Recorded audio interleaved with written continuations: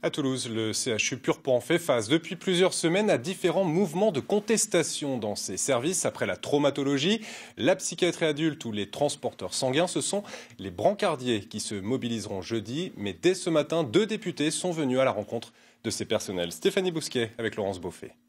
Ils se disent tabous, mais arrivent encore à donner de la voix.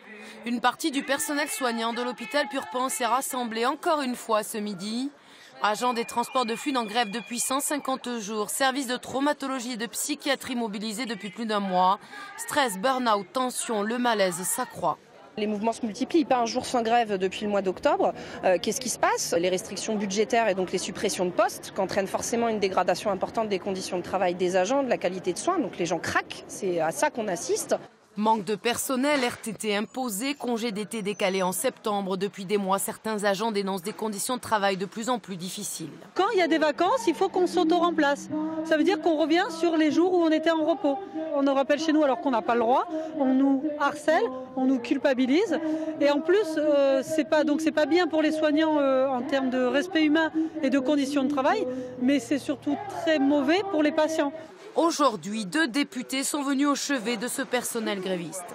Pour Caroline Fiat de la France Insoumise, spécialisée dans les affaires sociales, c'est la qualité des soins qui est mise à mal. Les usagers sont les premiers à être concernés parce que c'est leur santé qui est en danger. Moi, je parle d'urgence sanitaire car c'en est réellement une.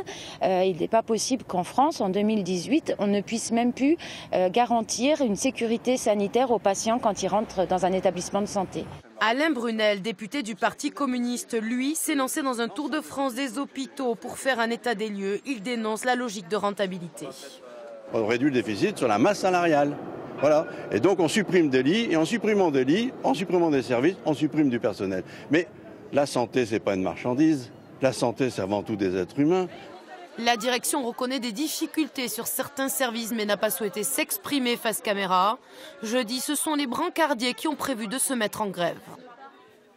Le temps